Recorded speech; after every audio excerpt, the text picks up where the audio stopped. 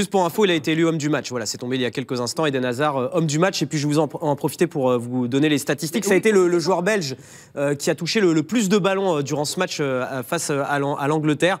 Et puis il a été efficace avec son but. Il avait tiré deux fois but. Vous voyez, 79 ballons touchés. Hein. C'est le Belge qui a touché le plus de ballons. 64% de duels gagnés. Il en a disputé une dizaine. Il a encore fait un très bon match, Eden Hazard. On a les stats de De Bruyne.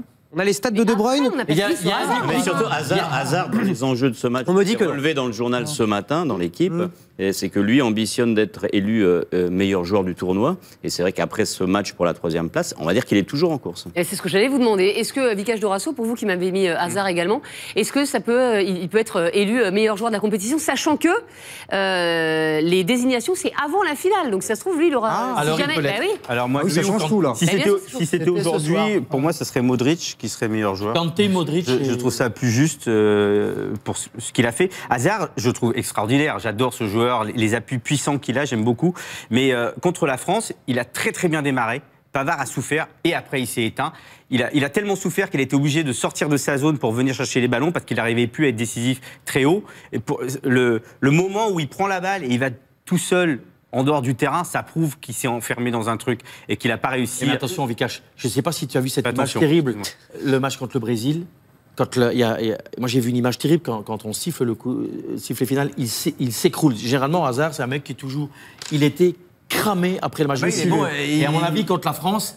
oui, mais ça, c'est pas mes histoires. Tu nous as expliqué juste avant que grâce à la demi-heure qu'elle avait passée avec lui, il était régénéré et qu'il avait retrouvé tout son physique. Donc si au bout d'une heure, en demi-finale, laisse-moi terminer. Je vais me permettre un peu... Si au bout d'une heure, en demi-finale... Ton boulard de français que tu as tout le temps, ton boulard de français, Étienne Moiti, parce que tu as tout le temps les Français. J'ai absolument pas dit ça. Eden Hazard est le meilleur joueur du tournoi. Mais j'ai absolument pas dit ça. C'est ce qu'il m'a dit après le match. Parce qu'apparemment, le 1-0, Étienne Moiti avait vu un match extraordinaire que les Français avaient explosé les Belges. Moi, j'ai juste vu les Français plus forts, mais pas exploser. À un moment, il faut être mesuré. Et Eden Hazard est le meilleur joueur du tournoi. Allez, Stéphane. Tu inventes des choses. Le seul truc que je te disais, c'est que dans la même émission, là, pour le coup, on peut vérifier immédiatement. Tu nous as expliqué que si il faisait une grande compétition, Eden Hazard, c'est parce que physiquement, il était au top. Et maintenant, tu nous expliques qu'en demi-finale, au bout d'une heure, il avait avalé la trompette. Ça, c'est pas faux. C'est un peu paradoxal, quand même. Mais non, attendez. Non, mais ça, c'est pas faux. Je vais répondre, c'est de la mauvaise foi. Calmez-vous.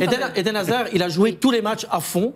Et donc, c'est normal qu'à un moment, quand tu as fait un gros match, on est obligé de le juger. Tu peux être crevé après une heure. Tu as le droit d'être crevé. T'as pas dit qu'on est obligé de dire qu'il n'a pas été bon après. On peut pas dire il était fatigué, il n'a pas été bon. On va changer de joueur. Je crois que c'est mieux pour la cohésion du groupe. Là, le groupe. Excusez-moi, mais sur les 5 dernières minutes, le groupe ne vit pas bien. Le groupe se déchire. Et j'en suis très déçue. Nous allons passer